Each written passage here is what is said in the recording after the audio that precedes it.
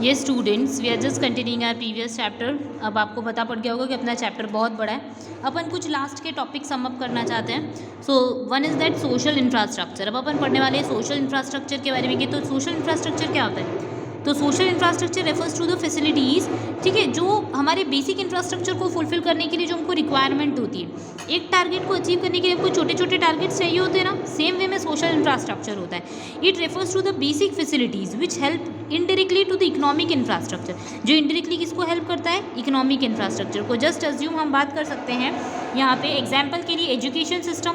Just assume अगर आप educated होगे तो आप इंजीनियर बनोगे, और इंजीनियर बनोगे तो इकोनॉमी को डेवलपमेंट करोगे कंस्ट्रक्शन करने के लिए, तो it would be simultaneous work, है ना, वो हमारे लिए क्या बन गया, सब्सिडरी वर्क। तो it would be just like that. तो इंपॉर्टेंस ऑफ सोशल इंफ्रास्ट्रक्चर, क्या सोशल इंफ्रास्ट्रक्चर है इंपॉर्टेंट होता है, yes, because it supplies of the means of production. जो सोशल इंफ्रास्ट्रक्चर होता है वो क्या सप्लाई करता है, means of production.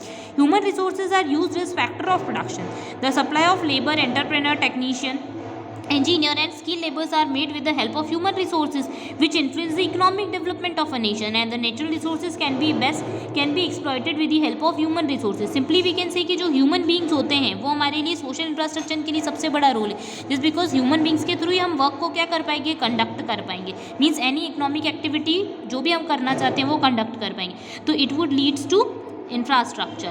Next, helpful in adopting new techniques. So as you can say that labor force is capable enough to learn everything, ठीक है, जैसे मॉडर्न इक्विपमेंट्स का यूज़ करना हो गया, प्रोडक्शन टेक्निक्स का यूज़ करना हो गया, तो it would be benefited bye them. वो लोग क्या कर सकते हैं, उस टेक्निक्स को यूज़ कर सकते हैं, तो it would be helpful for economic development. Next is increase in efficiency of the labour.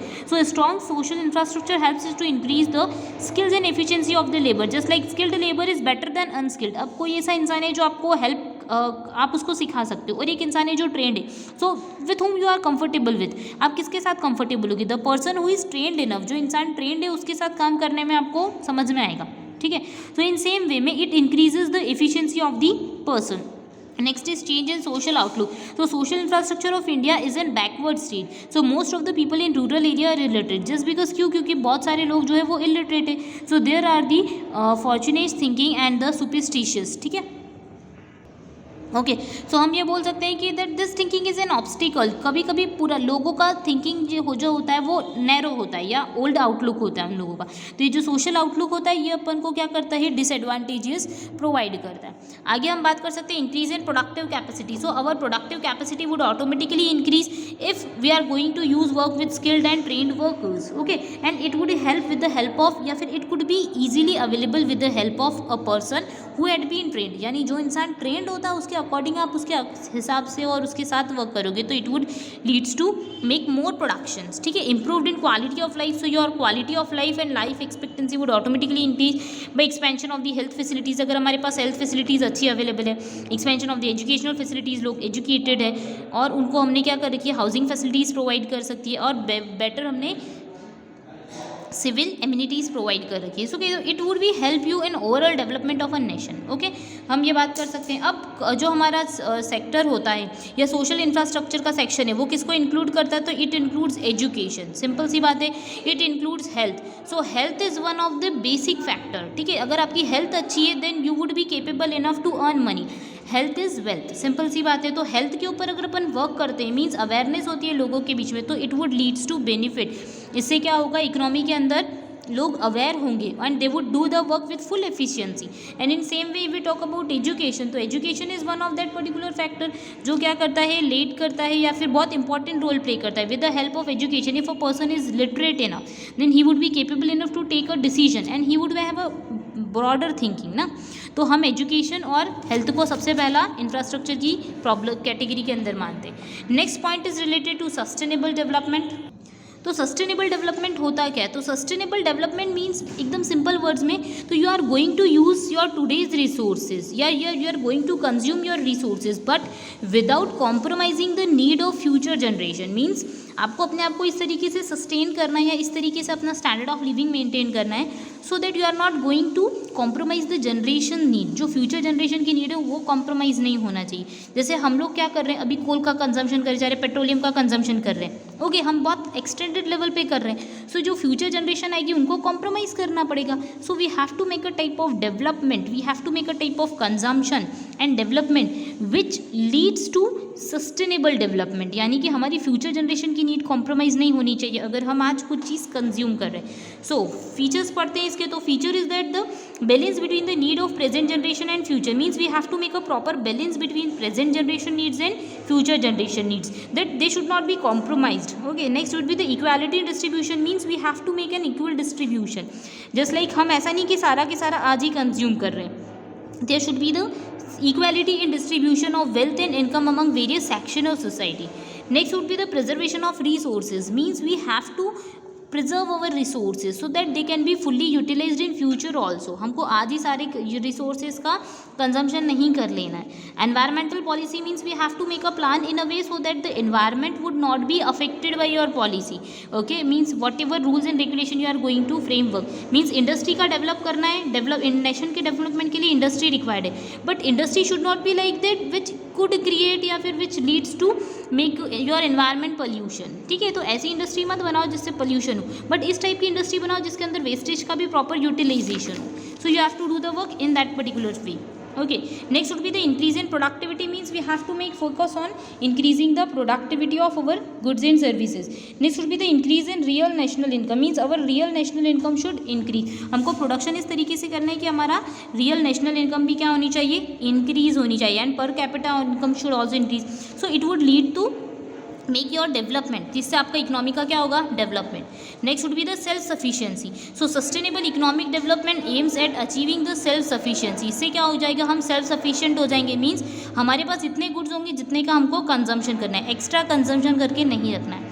Improving in standard of living. Simple सी बात है स्टूडेंट्स, आप सोचिए income, national income, per capita income increase होगा तो automatically the standard of living of person would automatically raise. Okay, so these were the some points which tells you that how we are going to manage your resources in a way so that there would be the sustainable development in an economy. अब pre requisites of sustainable development क्या होती है, means what steps we need to take to make our development in a sustainable way. तो इसमें जो points होते हैं उसके अंदर सबसे फर्स्ट पॉइंट जो हम पढ़ते हैं वो किसके बारे में पढ़ते हैं, steady increase investment. Means we have to make a steady increase in investment, means we should make investment, क्योंकि इन्वेस्टमेंट सबसे बड़ा इंपॉर्टेंट रोल प्ले करता है डेवलपमेंट में. So investment breeds income which is turn increase the productive capacity of the economy. से productive capacity क्या होती है, ऑटोमेटिकली इंक्रीज, एंड इकोनॉमी में क्या होता है, कैपिटल का फॉर्मुलेशन होता है. Next, desire of people for progress. So if people have strong will for progress the economic progress, means अगर आप लोग इकोनॉमी का प्रोग्रेस देखना चाहते हो then you have to make a development in a way या you have to make a change in your standard of living, your way of consumption, your way of production. ठीक है, आपको उसको क्या करना चाहिए, change. Next would be the mobility of labour, means your labour should be mobile, you can use them in another way. आपको एक जगह नहीं समझ में आया तो आप दूसरी जगह अपने लेबर्स को क्या कर सकते हो, स्विच कर सकते हो. Next would be the knowledge of market condition, means we must have a perfect knowledge about our market condition, whatever is going to be there. Next is we can say that development of capital market and money market, means we have to develop the capital market and money market. Means if the capital market and money market are well developed, the cultivators and manufacturer can get the adequate credit facility. अगर मान लो हमारे पास money market ही नहीं है, goods and services production करने के लिए हमको क्या चाहिए, फंड चाहिए, and if fund is not available to us then how we would be able to make arrangement of fund. तो अगर अपने पास फंड ही नहीं है तो हम प्रोडक्शन कैसे करेंगे, ये प्रॉब्लम है. Next should be the strong and efficient and stable government. There should be the efficient government and government should make rule in a way so that there should not be any exploitation of resources. Means हमको जो resources का consumption करना है, equal distribution of income होना चाहिए, it should be lead there. Okay, hope you got it, ये चीज़ आपको समझ में आई होगी.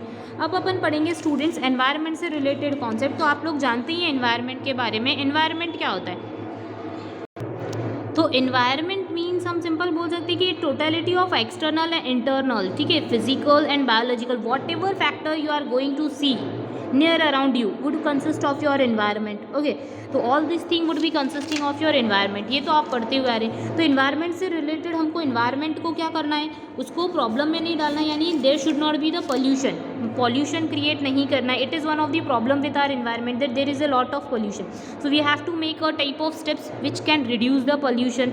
Next would be the problem of excessive exploitation of natural resources. If we are going to consume our resources, then India excessive exploitation, मतलब अपन क्या करते हैं, लार्ज क्वांटिटी में अपनी गुड्स एंड सर्विसेज का प्रोडक्शन करने के लिए रिसोर्सेज को क्या कर लेते हैं, कंज्यूम। फॉरेस्ट है, माइंस है, सॉइल्स है, रिवर्स है, इनका एक्सेसिव यूटिलाइजेशन या एक्सेसिव कंजम्पशन जो होता है, एक्सप्लॉइटेशन होता है, तो it would leads to danger, क्योंकि इससे हमको फ्यूचर में आने वाली जो जनरेशन है उनके लिए हम रिसोर्सेज छोड़ ही नहीं पाएंगे। So what are the causes of environmental degradation और पोल्यूशन के क्या क्या कॉजेज हो सकते हैं, तो one is population explosion, population का increase, poverty, modernisation of agriculture, कभी कभी हम ऐसे टेक्निक्स का यूज़ करते हैं which leads to create our pollution, ठीक है। नेक्स्ट इंडस्ट्रियलाइजेशन, ये सबसे बड़ा रीजन है। Multiplicity of the means of transport and negligence of the civil norms, जो हमको सिविल ड्यूटीज फुलफिल करनी चाहिए। Next, what are the measures of protection of environment in India, कौन कौन से मेजर्स हम यूज़ कर सकते हैं अपने एनवायरमेंट को प्रोटेक्ट करने के लिए। One is social awareness, means there should be the proper social awareness among the people, ठीक है, लोगों के बीच में सोशल अवेयरनेस होनी चाहिए, so that they should not take a work, या they should not do a work in a way so that there may be the pollution in an economy, economy में पोल्यूशन नहीं होना चाहिए या हमारी economy को एडवर्स इफेक्ट नहीं पहुंचना चाहिए एनवायरनमेंट को। Next would be the population control, there should be the proper steps being taken by the government, schemes implement होनी चाहिए सो दैट द पॉपुलेशन का इंक्रीज ना हो। Next would be the strict legislation, means there should be the particular strict rules and regulation for our industries work. Next would be the afforestation of the companioncy, why afforestation campaign should be launched before to save environment, हमको environment को protect करने के लिए national level international level पे भी क्या हुआ है, ऑर्गेनाइजेशंस सेटअप हुए, so that there should be the minimum wastage, ठीक है, और इन्वायरमेंट का पोल्यूशन हम रोक सकें और इन्वायरमेंट को एडवर्स इफेक्ट ना पहुंचाएं। Next would be the minimum use of pesticides and the fertilisers, means हमको मिनिमम यूज़ करना चाहिए, जब तक रिक्वायर्ड नहीं हो तब तक नहीं करना चाहिए, बिकॉज इससे फर्टिलिटी जो लैंड की है वो मेंटेन करके रखना है, बट कुछ ऐसे इंसेक्टिसाइड पेस्टिसाइड्स का यूज़ हमको नहीं करना चाहिए, ठीक है। आगे हम बात कर सकते हैं penal provision for the misusing of civil norms, means the अगर कोई पर्सन कोई मिसकंडक्ट करता है या सिविल नॉर्म्स को फुलफिल नहीं करता तो there should be the penalty for that. Water management, simple सी बात है, आप लोगों को पता है कि river water should be made clean and no industrial things should be produced in that, मतलब कुछ भी ड्रेन नहीं करना, आपको वाटर के अंदर जो है उसका ड्रेनिंग सिस्टम होना चाहिए, प्लस उसके अंदर कोई आपको केमिकल वाली चीज़ें इन्वॉल्व करके नहीं डालनी है, ये कुछ प्रॉब्लम्स होती है जो हमारे इन्वायरमेंट को क्या करती है, adverse effect. Next would be the management of the solid waste, जो भी सॉलिड वेस्ट हम निकलता है या जो भी सॉलिड वेस्ट इंडस्ट्री से आ रहा है कहीं से भी आ रहा है तो हमको उसको क्या करना चाहिए, कंपोजिट के फॉर्म में यूज़ कर लेना चाहिए। Improvement in housing, so the local government bodies must play proper attention to manage and construct the clean and well lighted dwellings, ठीक है। नेक्स्ट हम बात कर सकते हैं ग्लोबल वार्मिंग की, तो as you know that global warming क्या होता है, तो ग्लोबल वार्मिंग मीन्स आप लोगों को पता है कि the due to heavy increase या हाई इंक्रीज इन टेम्परेचर हमारी क्या होता है, जो मेल्ट होने लग जाती है, आइस जो है वो मेल्ट होने लग जाती है ग्लेशियर वाली, या सिंपल वर्ड्स के अंदर हम बोलते हैं कि it means increase in atmospheric effect या फिर increase in temperature of the अर्थ, इसको अपन क्या बोल सकते हैं, ग्लोबल वार्मिंग। ये आप पढ़ के आए हैं। आगे हम बात कर सकते हैं इसके क्या कॉजेज हो सकते हैं, तो carbon dioxide and other green house gases का इफेक्ट पड़ता है, जिसके थ्रू क्या होता है, आपको पता है हर चीज़ को बर्न करने पे कार्बन जनरेट होता है। Okay, so what would be there, तो CO2 का लेवल इंक्रीज हो रहा है, plus carbon dioxide and other greenhouses gases का भी इस पर क्या पड़ता है, बहुत बड़ा इफेक्ट पड़ता है, जिसके थ्रू हम ये समझ सकते हैं कि ग्लोबल वार्मिंग का एक ये कॉज हो सकता है। Next would be the burning of the coal and petroleum product, so if they are going to burn then they would be the increase in atmospheric temperature of the earth. Next would be deforestation, जैसा आप लोग जानते हैं deforestation यानी forest का reduce होना। अब forest reduce हो जाएंगे तो क्या होगा, उसके थ्रू हमको ये पता है कि डे बाय डे हम फॉरेस्ट को क्या करते जा रहे हैं, डिक्रीज करते जा रहे हैं और अपन अपने लिए लैंड का यूज़ कर रहे हैं। सो जब हम डिफॉरेस्टेशन होता है इकोनॉमी के अंदर या किसी भी कंट्री के अंदर, तो उस जगह क्या होता है कि वहाँ पर रेन जो है वो डिक्रीज हो जाता है या उसका जो अंडरग्राउंड वाटर लेवल जो है वो मेंटेन डिक्रीज हो जाता है, तो it results to global warming. Release of the methane gas from the animal waste, animal waste से जो मीथेन गैस रिलीज होती है, फिर मीथेन गैस जो रिलीज होती है उसका भी क्या होता है, एंड ग्लोबल वार्मिंग पे बहुत बड़ा इफेक्ट पड़ता है या it leads to increase global warming, ठीक है।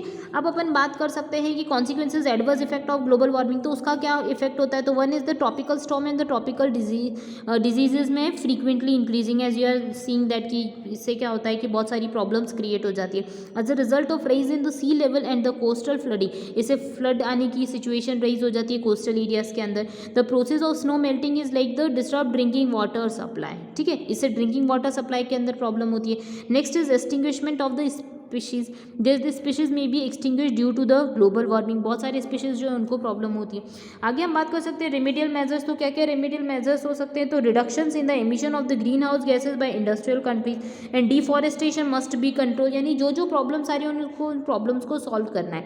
आगे every nation must wide an area for forest, उनको फॉरेस्टेशन करना है, डिफॉरेस्टेशन को रिड्यूस करना है, उनको ऐसी गैस का यूज़ नहीं करना है जैसे कार्बन डाइऑक्साइड हर चीज़ के साथ रिलीज होती है, क्या कोल और पेट्रोलियम का कंजम्पशन डिक्रीज करना है। Okay, hope you got it. इसमें आज बहुत सारे ऐसे टॉपिक्स थे स्टूडेंट जो आप लोग काफ़ी बार पढ़ चुके हैं, साइंस में भी पढ़ चुके हैं, ठीक है।